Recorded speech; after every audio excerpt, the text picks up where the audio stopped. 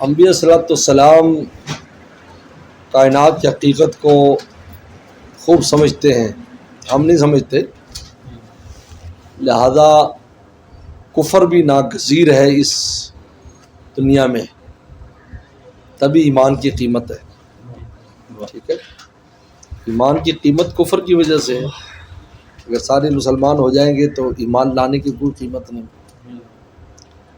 تو من ذریتی کا یعنی ان میں جو مومن اور مسلمان ہیں نا، میری اولادوں میں سے ہوں گے وہ نمازی ہوں. ذریتی یعنی میری اولادوں میں سے وہ لوگ جو ایمان والے ہوں وہ نمازی بھی ہوں. سبھی ایمان کا ذریت یہ.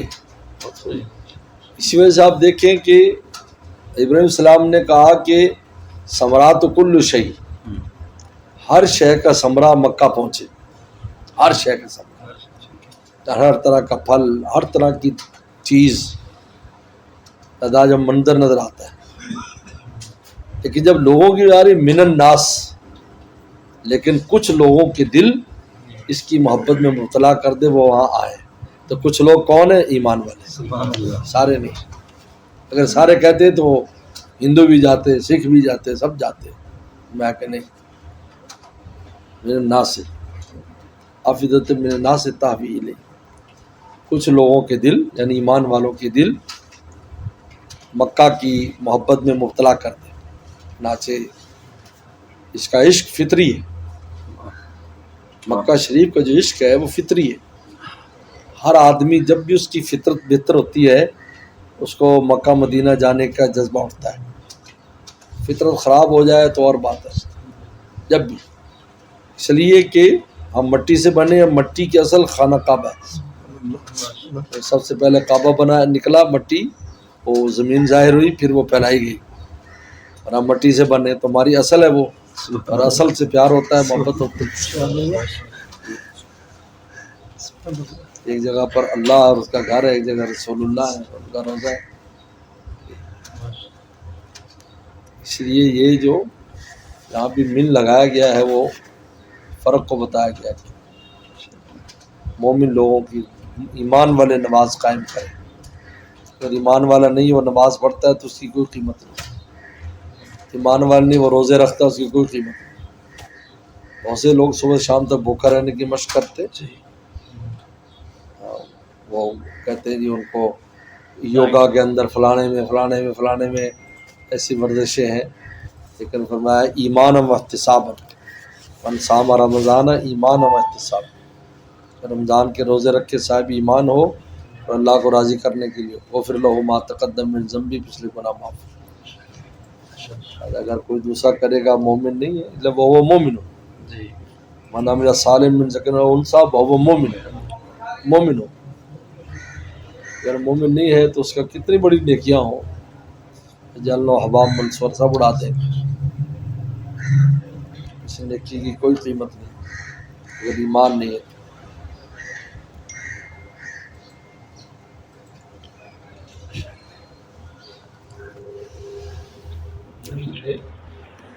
ان کا فتاوی محمودیہ بھی ہے. کسی نے پوچھا کہ حاجی کو ہار پہنانا کیسا ہے؟ حاجی کو فرمایا کرتے تھے وہ تو جیت کے آیا، تم ہار ماشاءاللہ وہ جیت کے آیا، تم ہار کے من ہارنا. لیکن وہ جیت کر آیا تم اس کو ہار پہناتے ہو.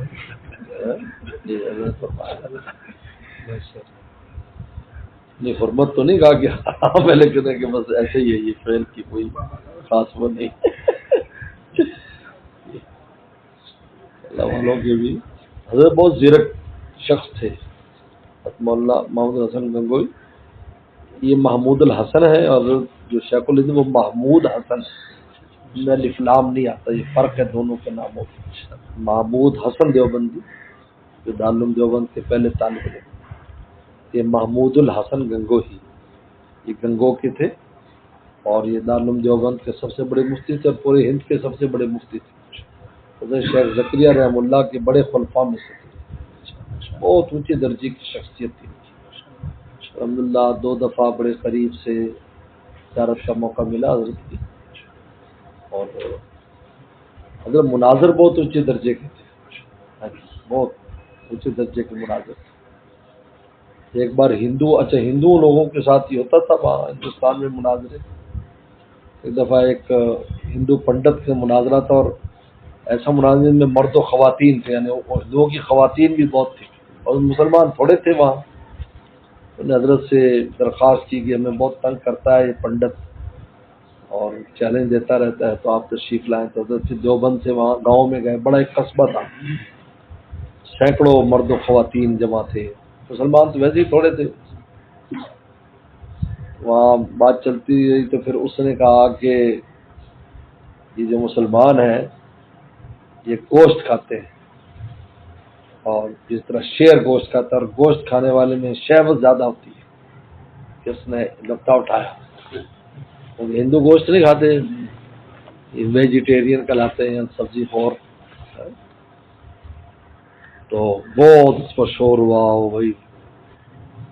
تو بڑے جیت حضرت کھڑے ہوئے، سنو سنو سنو، کسی نے شیر کو دیکھا ہے یہ عمل کرتے ہوئے؟ نہیں. یہ شیر میں بہت حیا ہوتی ہے، عجیب ہے. جنگل میں بھی ہوگا سر عام، آپ کو محسوس کبھی بھی دیکھ پائیں گے آپ. کہا تھا کہ چڑیا گھر کے اندر بھی ہوتا ہے تو اس کے اندر بھی وہ ایسے اوقات میں ہو کہ عوام کا مجمع نہ ہو. فرمایا کہ شیر گوشت کھاتا ہے، شیر کو کسی نے عمل کرتے دیکھا ہے؟ ان کا بیل سبزی کھاتا ہے، سڑکوں کے اوپر یہ کام کرتا ہے، تو بے حیا کون ہے؟ کہتے وہ عورتوں نے جوتی اتار کر پنڈت کو مارنا شروع کر دیا، تم نے ہماری بےزتی کرا. تو حضرت جو ہے کوئی چیز اپنی ملکیت میں نہیں رکھتے تھے. حضرت کی ملکیت میں کوئی چیز نہیں تھی، فوراً یا تو راہ مولا میں دے دیتے یا دوسروں کو وہ دے دیتے. یہاں تک کہ کپڑے بھی ایک جو ان کے تھے وہ بھی عاریتاً کسی سے لے کر استعمال کرتے تھے، یعنی بنوا کر دے دیتے کہ ابھی تمہاری ملکیت ہے، یا مجھے ضرورت ہو مجھے کپڑے دے دینا. اگر میں اللہ کے پاس جاؤں تو میری ملکیت میں کوئی حساب کتاب کے لیے کوئی چیز ہے. چنانچہ حضرت کا انتقال ساؤتھ افریقہ میں ہوا. انتقال کیا تقریباً چند ماہ بعد ہی میرا افریقہ جانا ہوا. وہاں دوستوں نے بتایا کہ حضرت کا جب آخری وقت آیا تو حضرت نے جیب سے ایسے پیسے نکالے، کہا یہ میرے کفن دفن کے لیے استعمال کرنے، کسی کو اجازت نہیں کہ وہ اس میں پیسے لگائے. اور کہتے ہیں کہ وہ پورے پیسے ہوئے، 1 روپیہ نہیں بچا ان میں، نہ کم ہوا نہ زیادہ ہوا. حضرت کو پھر ایک چھوٹا سا ایک قبرستان مسلمانوں کا تھا، وہاں دفن کر دیا گیا. جہاں حضرت کا انتقال اس سے قریب میں. حضرت کی خانقاہ جنگل میں تھی، ارد گرد سارے کالوں کی بستیاں تھیں، اور کالے بعض ساؤتھ افریقہ کالے بہت خطرناک قسم کے لوگ. ہاں جی بہت خطرناک قسم، قتل و غارت معمولی چیزیں نہیں. لیکن حضرت نے جنگل میں بنائی تو لوگ حیران ہوتے تھے. تو آپ یہاں آ کر ٹھہر جاتے، شہر میں نہیں ٹھہرتے تھے، وہاں ٹھہرتے تھے. 2 منزلہ مکان بنا ہے، اوپر ٹھہرتے تھے، نیچے خانقاہ تھی. تو پھر حضرت کیا کرتے کہ وہ کالے جو ہے نا، وہ یہ مسلمان بھی بہت جلدی ہو جاتے ہیں، کیونکہ ان کو اگر تھوڑے سی بات سمجھائی جائے تو آسانی سے عیسائیت سے یا بت پرستی سے توبت ہے. تو حضرت جب مسلمان ہوتے تھے پھر حضرت ان کو تعلیم دیتے تھے. پھر 1 مہینے کے بعد ان کو ایک سائیکل لے دیتے ہر آدمی کو، تو کہا کہ اب تم تبلیغ کرو اور بندے لے کر آؤ. تو پھر کالوں کو لے کر آتے. یعنی وہ کہتے ہیں کہ سینکڑوں ہزاروں لوگوں کو مسلمان کیا تھا جنگل میں رہ کر. وہ جو جنگل میں رہتے شہروں میں نہیں آتے بہت کم، کیونکہ انگریزوں کی بڑی حکومت سخت تھی. اگرچہ کالوں کو حکومت آ گئی تھی لیکن وہ پھر بھی ان کو ایک شہر میں آتے ہوئے محسوس ہوتا تھا کہ ہم، کیونکہ انگریز نہیں آنے دیتے کسی کالے کو بازار میں. اگر آئے گا تو اس کی مارکیٹ، سڑک، سواری سب الگ ہے. وہ اس میں سوار نہیں ہو سکتا جس پہ انگریز سوار ہوتے ہیں، جس پہ انگریز چلتا ہے. وہ ہوتا تو کورٹ مارشل ہو جاتا. تو حضرت کو وہاں دفن کر دیا. دفن کرنے کے بعد اگلے دن ایک قریب میں جو گرجا تھا اس کا پادری آیا مسلمانوں کے پاس. میں کہ یار رات یہاں پر کوئی آدمی دفن کیا ہے تم نے یہاں پر؟ حضرت کو رات گزر کر کہ ہاں. یار میں رات یہاں سے گزرا تو میں نے دیکھا کہ یہاں سے کہ نور نکل رہا ہے ایسے اوپر. اور میں یہاں کھڑا رہا اور میں دیکھتا رہا کہ اس قبر میں سے نور ایسے آسمان طرف جا رہا ہے اور میں کھلی آنکھ کو دیکھ رہا ہوں. تو میں نے کہا صبح پوچھوں گا. انہوں نے بتایا کہ بہت بڑے عالم تھے جو یہاں دفن کیے گئے. تو اس کے بعد اس نے بھی کلمہ پڑھ کر وہ مسلمان ہو گیا اور سینکڑوں اس کے ساتھ مسلمان ہوئے.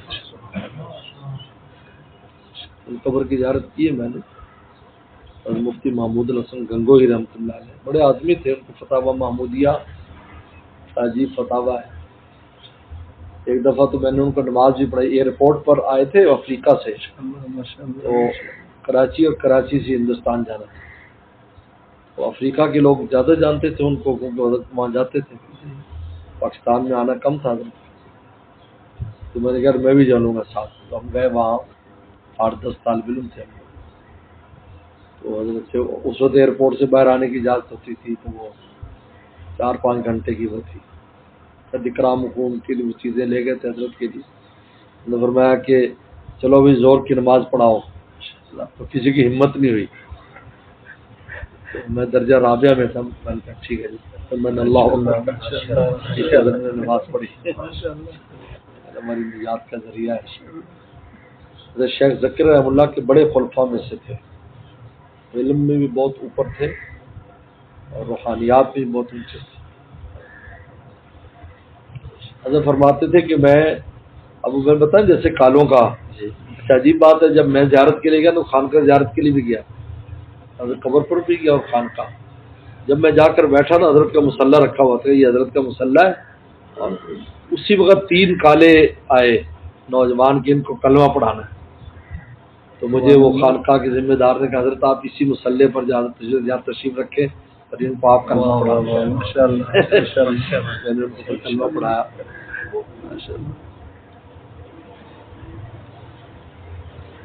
تو حضرت کا جی بڑے بڑے لوگ تھے یہ لوگ. اللہ تعالیٰ نے ان کو علم اور فضل ہر چیز نہیں بتا سکتا. تو حضرت نے فرمایا کہ میں وہ بیان کرتا ہوں, یعنی وہ خانقاہ میں تو اکثر کالے لوگ ہوتے ہیں, کچھ ہندوستان والے بھی ہوتے ہیں. میں اردو میں بیان کرتا ہوں, لیکن ان پر کیفیت طاری ہو جاتی, کالوں پر بھی رونے لگ جاتے ہیں میری بیان میں آنے کے بعد, سمجھ نہیں رہے. کہا کہ مولانا رومی نے فرمایا کہ عشق جو ہے نا وہ بے زبان ہوتا ہے.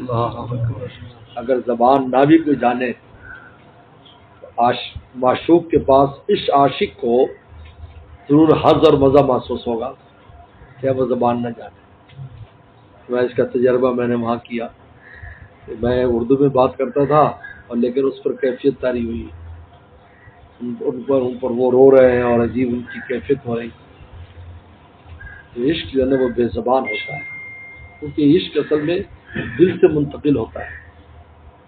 عشق کا زبان تو ایک زائد چیز ہے, دل سے منتقل ہو جاتا ہے. بس صحبت سے بیٹھتے رہے, خود ہی اللہ کے عاشق ہو جائیں گے, رسول اللہ کا عاشق ہو جائیں گے. یہ کیونکہ دل سے چوری کرتا ہے.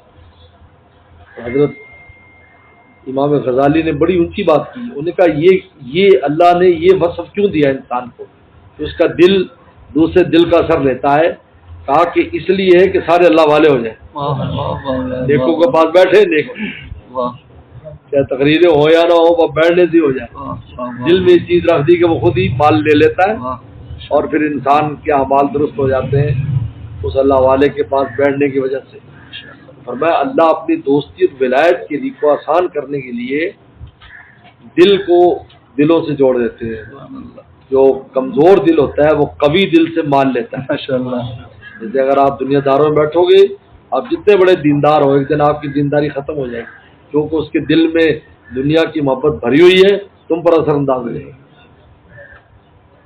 اور اگر آپ جو ہے نا اللہ اور رسول کی محبت میں دل اگر قوی ہے, وہاں بیٹھو گے تو آپ کا جو کمزور دل ہے, جو اللہ کے کمزور ہے, وہ انشاءاللہ ایک دن تگڑا دل بن جائے. حضرت نے خود فرمایا, آپ نے تجربہ بتایا. سبحان اللہ. اللہ والوں کے تذکرے پر بھی رحمت نازل.